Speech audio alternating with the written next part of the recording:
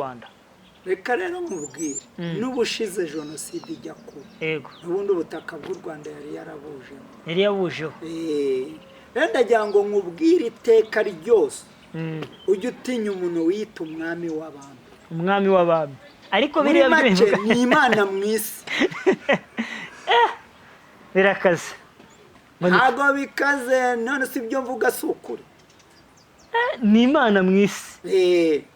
Umwami w'abami. Umwami w'abami. Urumva ayoboye abami bose. Aka rero nkubwire, nasomye ijambo rirambwira ngo icyubahiro cyanjye sinzigera ngihundi. Cyane. Uyu muntu wita umwami w'abami, kandi tuzi ko umwami ari umwe uhagarariye abo bose. Ntabwo nzi uko bizagenda. Imana yabaramuhaye icyo cyubahiro. Ijambo urimo kuvuga nakubwiye ngo umuntu iyo yihaye icyubahiro ntacya akacyambura Imana. Yego. Imana yimukubita hasi. Idini Gatolika ryaje ryigisha iyobokamana. Yego. Kandi mu kwigisha iyobokamana koko nibyo, ariko barangije babivanga na politiki. Ariyo mpamvu baje gukuraho umwami. Bavuga ko bazanye demokarasi. Turabona Vatikani icuruje igihe kirekire. Mu bigo bikize muri iki gihugu cyangwa se no kuri iyi si bitunze amazahabu. I Roma niho zose zikubiye. Impamvu ariho zikubiye. Yego. Baje batwigisha ivanjiri. Muri uko kutwigisha ivanjiri banatwigisha ko tugomba kuyoboka amabwiriza. Yego. Muri uko kuyoboka amabwiriza haza n'undi mutwe ushinzwe kwirebera amabuye. Yego. Rero niwo wazanye na Vatikani. Yego. Noneho ndibuka iyo twigaga baratubwira ngo inyuguti zagera igura 5,000. Yego. Ariko nabonye inyuguti isigaye irengeje 5,000. Ese ubwo inyuguti yari iyihe? Ariyo Roma. Yego. Kristo. Yego. Ivanze ubukristo n'intambara. Ntabwo yigira ivuga ubukristo, ahubwo yica ubukristo ikagaragaza ko inabushyigikiye. Ndakubaza ikindi kibazo kimwe. Iryo jambo ryitwa antikristo, umuhanuzi w'iki? W'ibinyoma. Yego. Ni ugucuruza ukuri ariko gusenya ukuri ucuruza ikinyoma. Ndakubaza ikindi kibazo kimwe.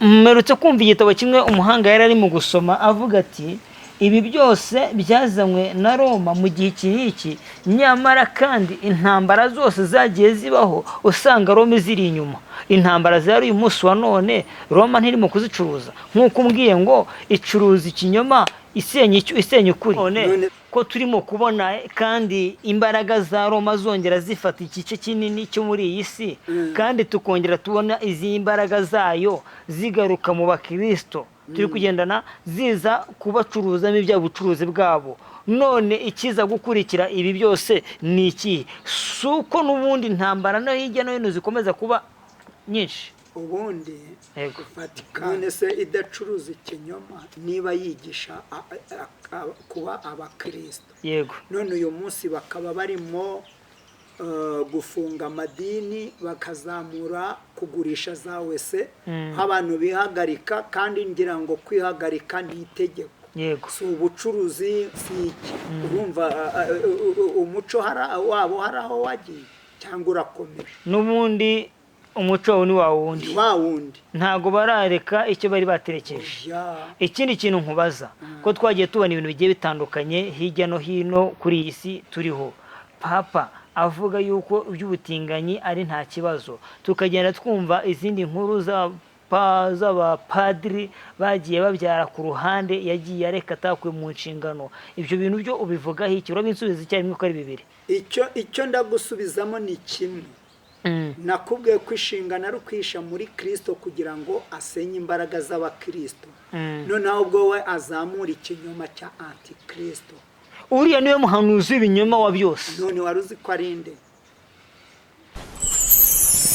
Maze Samweli yenda ibuye arishinga hagati y'imisipa n'isheni, arihimba izina Benezeri ati Uwiteka aratuzahuye kugeza n'ubu. Uko Uwiteka atazigera ubwareka umuntu iteka, naho yababaza umuntu ariko azamugirira ibambe nk'uko imbabazi ze nyinshi zingana.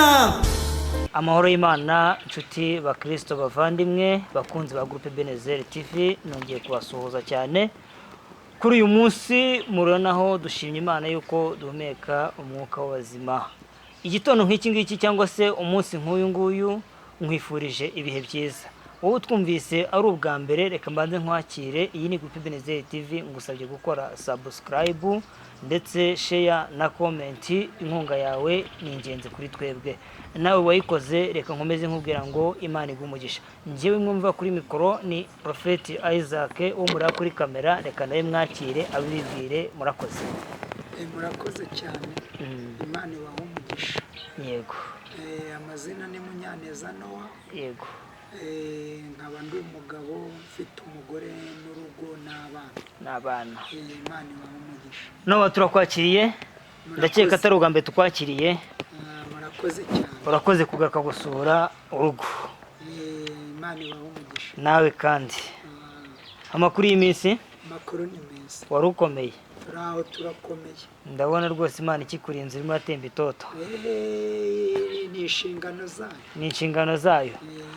Mwebwe mudukurikiye kuri groupe Benezeri TV, munyemere tubanze twamamaze kandi mujye kureba umugabo witwa Nkurunziza Benjamin. Akorera mu Gaciro ka Gisozi, akora ibintu bijyanye na meuble. Ukeneye saramanje, TV stand, utubati tugezweho, ibitanda bigezweho, mbega ibintu byose by'ibisirimo umuntu kubakira igikoni mu nzu akagukingira inzu yawe, uwo mugabo Nkurunziza Benjamin arabibakorera neza cyane kandi ku giciro gitoya. Umukeneye rero wamamagara 783 143 453. Rero abamukurikiye mujye kumureba mu Gaciro ka Gisozi. Yego Noah, turagarutse mu kiganiro kandi uyu munsi wa none ndagira ngo tuganire ku kintu bita ubucuruzi mu matorero. Murakoze cyane. Uwo ni umutwe w'ingenzi dufite. Ubucuruzi mu matorero, nkawe nka Noah urakuze, uri pasiteri, ibi bintu bigenda gute kandi bikorwa gute? Ese ibi bintu biraza guhuzwa gute n'imyizerere y'abantu n'imyumvire yabo? Murakoze cyane. Ntago gucuruza ari icyaha, ahubwo icyaha ni ugucuruza ibitera abantu icyaha. None se niba gucuruza atari icyaha, uyu munsi wa none turimo turabona mu nsengero zimwe na zimwe hari ibintu biri kugenda bikorerwamo kandi mbere hose bitarageze bibaho. Ibyo bintu turaza kubyakira gute nk'abakristo? Urakoze kandi ndagira ngo nkubwire. None niba umbwira yuko ubucuruzi ari ntacyo butwabwe, igifite icyo bitwaye ari byo bacuruza, ndagira ngo umbwire nkawe nka Pasiteri Noah, ibi bintu kari mwe mutwigisha ngo tuze dukizwe, mu gukizwa kwacu mutatubwira ko muri mu gucuruza bite byanyu? Urakoze cyane. Njye mu gucuruza nakubwiye yuko mu rusengero nabishyigikiye. Yego. Kuko na Yesu ubwe ntiyabishyigikiye. Ahubwo ikibazo ntibabigisha gukora ahagomba gukorerwa cyangwa se ngo babigishe no gusenga. Yego. Ikibazo nanjye mbigiraho gikomeye ni ukuvanga iyobokamana n'ubucuruzi. Ari nabyo ubona biri kubyara gutuma harimo kutumvikana. None ikindi kibazo nkubaza, turimo turabona insengero zikomeye muri iki gihugu, ntago ari ibanga. Yego. Ndabyumva. Idini Gatolika. Urajya ku bwiherero bwawe ugasiga wishyuye. Ibi bintu n'ahandi ubu ngubu ntiyi ndwara ntiza gukura, kuko ng'umwere uturutse ibukuru kwira hose. None se. Yego.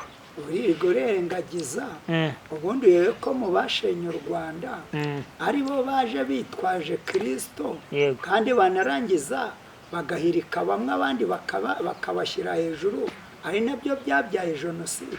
Ntago iryo jambo ryumvise neza, kuko uravuga ngo mu bashinye u Rwanda baje bitwaje idini Gatolika kandi bitwaje ubukristo.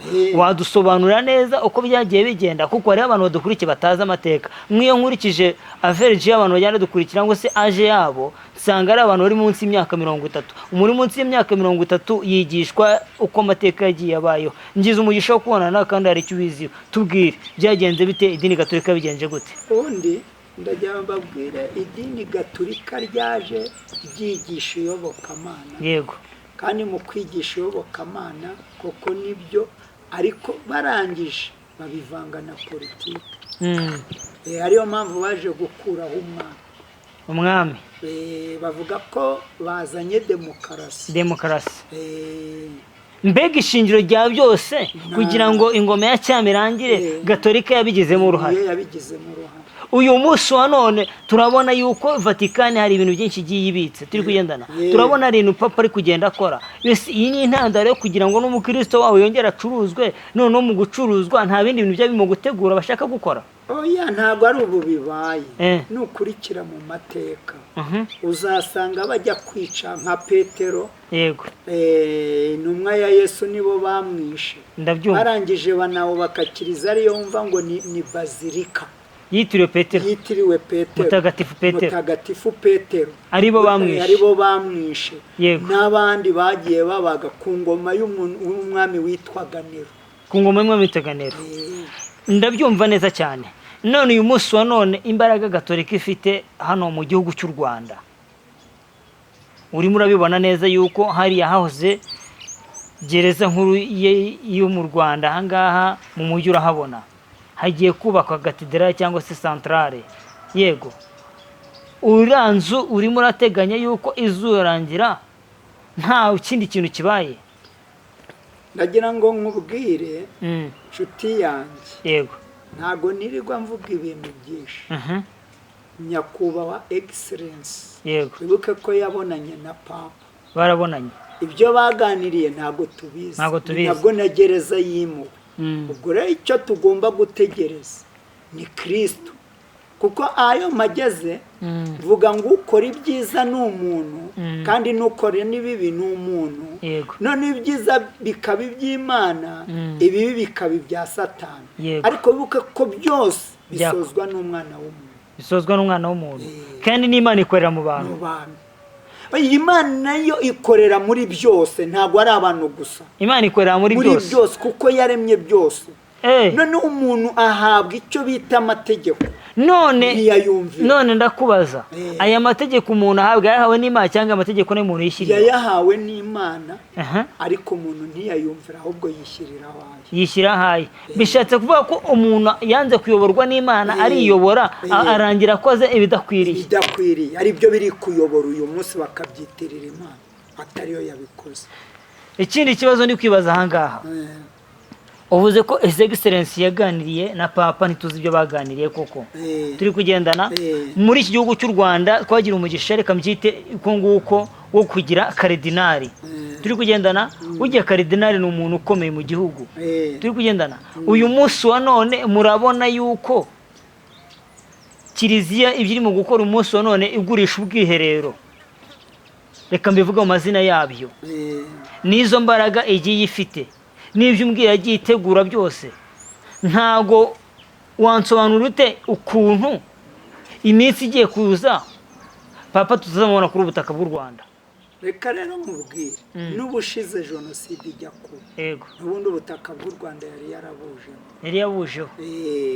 Rero ndagira ngo nkubwire iteka ryose ujye utinya umuntu wiyita umwami w'abami. Ariko biriya make ni Imana mu isi. Birakaze. Ntago bikaze, none si ibyo mvuga si ukuri. Ni Imana mu isi. Umwami w'abami. Urumva ayoboye abami bose. Aka rero nkubwire, nasomye ijambo rirambwira ngo icyubahiro cyanjye sinzigera ngihundi cyane. Uyu muntu wita umwami w'abami, kandi tuzi ko umwami ari umwe uhagarariye abo bose, ntabwo nzi uko bizagenda. Imana yabaramuhaye icyo cyubahiro. Ijambo urimo kuvuga nakubwiye ngo umuntu iyo yihaye icyubahiro ntacya akacyambura Imana, Imana yimukubita hasi. Koresha icyo cyubahiro cye, ariko yirangije imweretse ko icyubahiro atari icyo ari icy'Imana. Turabona Vatikani icuruje igihe kirekire mu bigo bikize muri iki gihugu cyangwa se no kuri iyi si bitunze amazahabu. I Roma niho zose zikubiye. Impamvu ariho zikubiye, yego, baje batwigisha ivanjiri. Muri uko kutwigisha ivanjiri banatwigisha ko tugomba kuyoboka amabwiriza. Yego. Muri uko kuyoboka amabwiriza haza n'undi mutwe ushinzwe kwirebera amabuye. yego rero niwo wazanye na Vatikani. yego noneho ndibuka iyo twigaga baratubwira ngo inyuguti zagera aho igura 5,000. yego ariko nabonye ubu inyuguti isigaye irengeje 5,000. ese ubwo inyuguti yari iyihe? twari ukutwigisha gusoma no kwandika. nicyo bavugaga.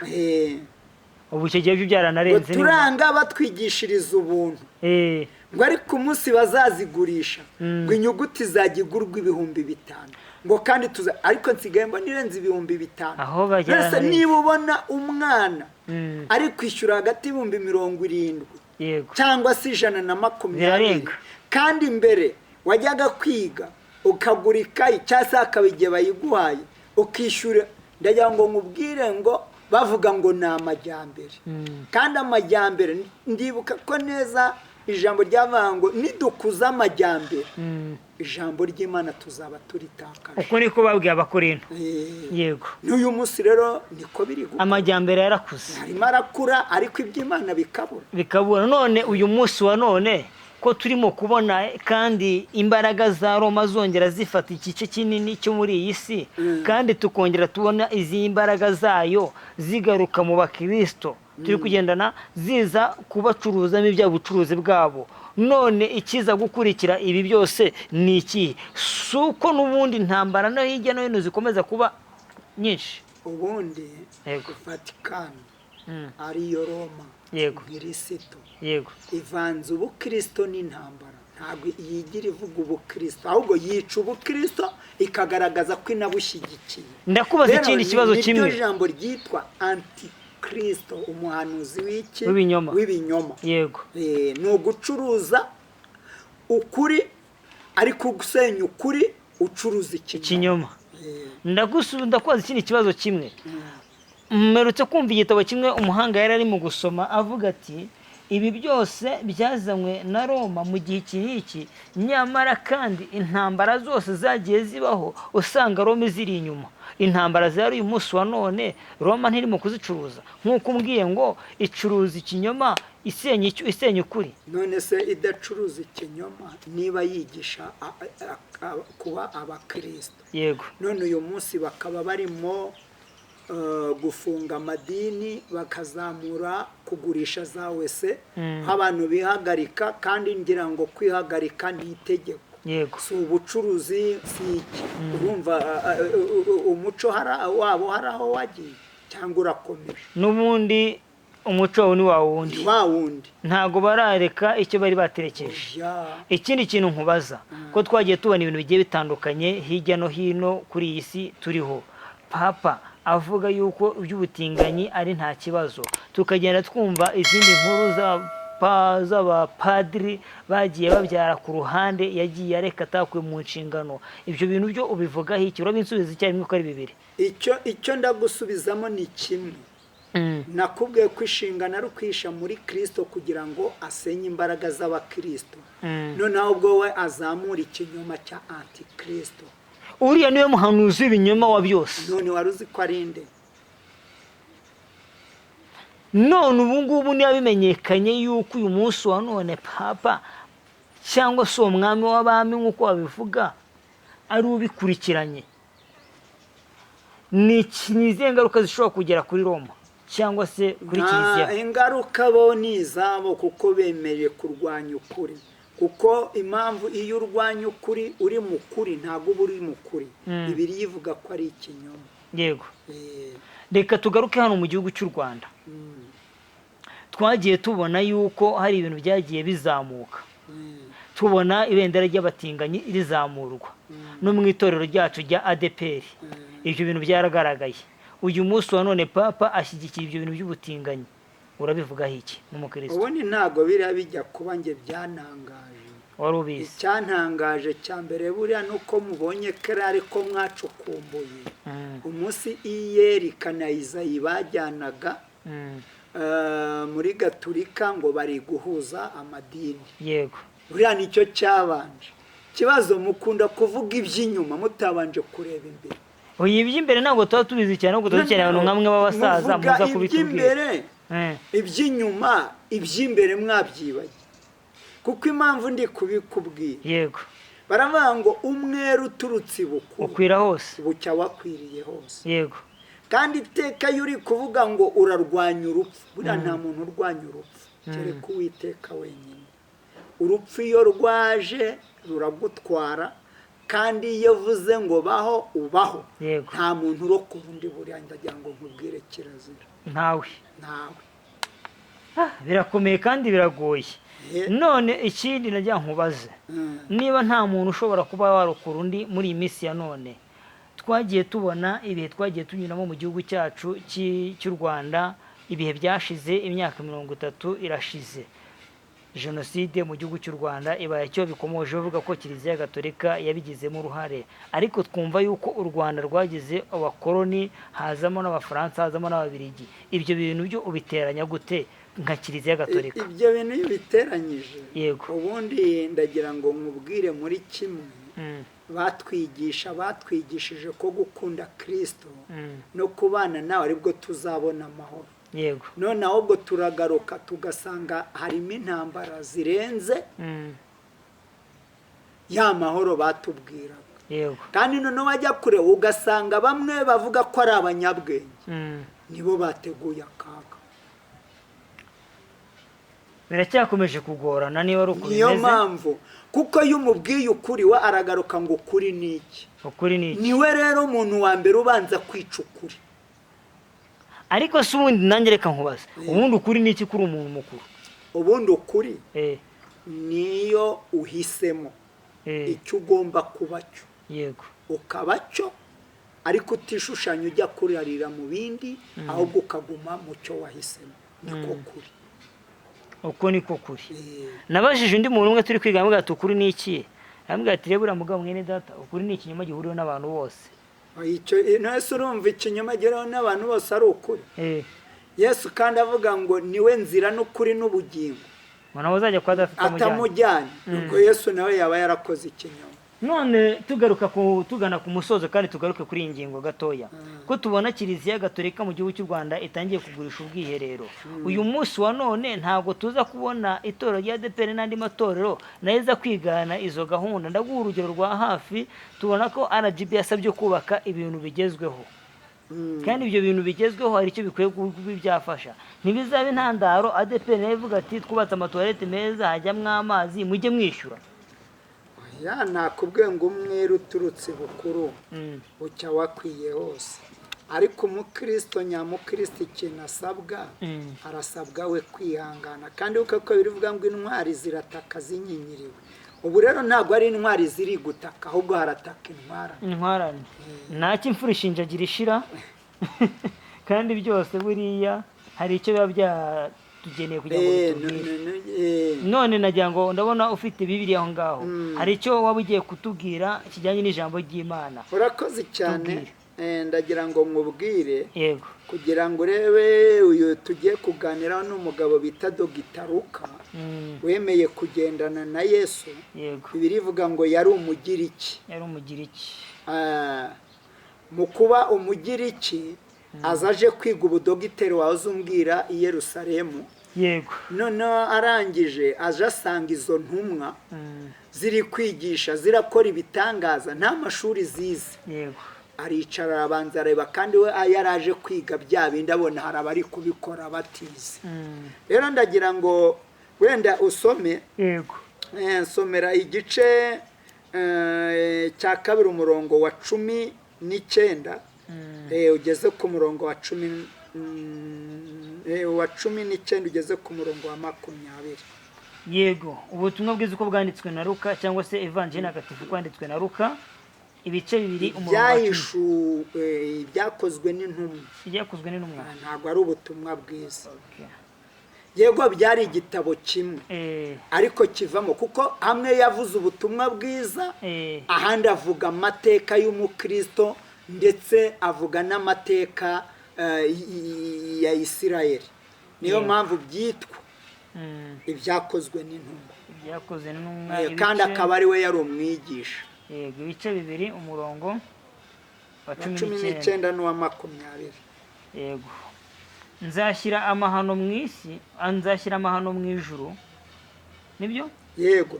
nzashyira amahano mu ijuru hejuru, nshyire n'ibimenyetso mu isi hasi, amaraso n'umuriro no gucumba k'umwotsi. Izuba rizahinduka umwijima n'ukwezi kuzahinduka amaraso. Uwo munsi mukuru kandi utangaje w'Uwiteka utaraza. Naho ngaho. nawe urumva risubiremo muryumve. Aya ni amagambo yose twaganiriye. Igitabo cy'ibyakozwe n'intumwa ibice 2 umurongo wa 19 kugera wa 20. Nzashyira amahano mu ijuru hejuru, nshyire n'ibimenyetso mu isi hasi, amaraso n'umuriro no gucumba k'umwotsi. Izuba rizahinduka umwijima n'ukwezi guhinduke amaraso. Uwo munsi mukuru kandi utangaje w'Uwiteka utaraza. Uwo munsi mukuru utangaje w'Uwiteka utarazuza ikintu bivuze. Kuba Imana yararemeye umuntu isi, yego, nayo yibereye mu ijuru ryayo ryera. Satani akagira ishyari, yego. Satani amaze kugira ishyari, aba ateje intagunda, yego, abaje mu isi, yego, kuko umwana w'umuntu yari yahawe amategeko n'amabwiriza, ahubwo ntiyumvira. Iyo babara izuba ni umugabo, yego, iyo babara ukwezi ni umugore. nuko mubivuga. None iyo babara ngo umunsi w'Uwiteka, nibyo yagennye byananiwe umwana w'umuntu yananiwe gukoresha, azabaje gushyira mu buryo. Ariko uyu munsi w'Uwiteka njya ngutinya kandi n'umunsi uvanze n'ibyishimo. Ibintu ndabyumva nkikanga, ariko nk'umukristo utari wabyumva neza, niye nama mugira. Mukristo utarabyumva neza akwiye kwiga. Yego. Ini tuvuga kwiga ni ukubanza kwigira ku birenge by'abatubanjirije. Yego. Ariko nitwibagirwe yuko nabarusahurira mu nduru bahari. Bo kandi wigize uvuga ngo ikinyoma ngo ni ukuri guhuriweho n'abantu benshi. Yego. Ntabwo ari ukuri. Ahubwo ukuri ni ukuba uvuga ukuri bakagutwikira, ariko nyir'umurimo ari we tubonye ngo ku munsi uteye ubwoba naza azabishyira ahagaragara. Kuko mu kintu cyaremwe buriya njya numva abantu bagerageza kuvuga ngo isi ngo niyo yabayeho mbere, ngo ni iki. Buriya mbere na mbere Imana yabanje kurema umuntu, ibindi byose byaje iri gutegurira umuntu. Yego. Noneho ibirangirije ihita izana wa muntu imushyiramo. Nk'uko udashobora kubaka inzu ahantu utateguye kandi ushaka kurongora. Rero Imana ntabwo ari iyo muswa. Niba umwana w'umuntu uri gukora ibyo, urumva Imana ari umuswa mu byo yubatse. Rero ikibazo ni uko dushaka kuzamura ibyo dukora, kandi Yesu yavuze ko ibyo ari umurama utumuka. Yego. Kandi ari iki yabitigisa rimwe bikaruhukira mu nyanja. Yego. Rero niyo mpamvu nkubwiye ngo umunsi w'Uwiteka uteye ubwoba kurusha. Umurongo wa 20 ngo noneho tujye ku murongo wa 21. Kandi umuntu wese uzambaza izina ry'Uwiteka azakizwa. Urumva kuki uzambaza izina ry'Uwiteka? Umuntu wese uzakirizwa mu mubaba w'ibyo abona. Isi ya mbere yanze ikarimbuka, ariko ikarokora bake bayumvira. Ariko imubabaro wari bwaze ntabwo uraza, turawutegereje. ubu haracyari intambara n'impuha bimwe wambwiraga, n'amagambo, n'akarengane. Ariko ibi ntabwo byo biraza. Ariko umunsi w'Uwiteka nuza nta santimirimo. Uyu muntu uzambaza nuko buranga 94 ababibonaga babonaga ko bitazara, nta muntu uzarokoka, nta n'umuntu uzabaho, ariko babayeho. Abari bazi ko babaho n'ubundi bariho. Ubundi cyambere kiduha no kwizera. Kuba mu isi no kwizera, ntabwo ari imirimo dukora. Tubeshejweho no kwizera. Kandi kwizera kuko kwatumye bura amatsindishirizo. Abrahamu atsindishirizo. Reka natwe tugumane kwizera. Tugana ku musozo, Pastor Noah, nagira ngo utubwire cyangwa se ugire inama abantu, cyangwa se ugire message ubaha, ubagarura ku Mana, cyangwa se ubahugurira ibyo bagomba kumenya, kuko turi mu gihe cy'ubuyobe bwinshi, ari cyo Pawulo yasigiye cy'ubuhenebere. Nagira ngo tubwire nize nama watanga nk'abadukurikiranye. Ni karibu. Urakoze cyane. Inama natanga, turareba hano mu cyanditswe. Yego. Urumva ni umurongo ibice 9 umurongo wa 5. ikihe gitabo? Ni Yohana. Yego. Ubutumwa bwiza bwa Yohana uko yabwanditse abibwirijwe na Yesu Kristo. Yego. Ibice 9 umurongo wa 5. Ni ukuri mu isi ndi umucyo. Yego. Yego. Nkiri mu isi ndi umucyo w'isi. Yego. Umuntu wese udashaka kwizera Yesu Kristo nk'umwami n'umukiza nta mucyo afite. Nta mucyo afite. Ntawo. Ahubwo ari kurya zafi ni nabo bari kuduteza akaga.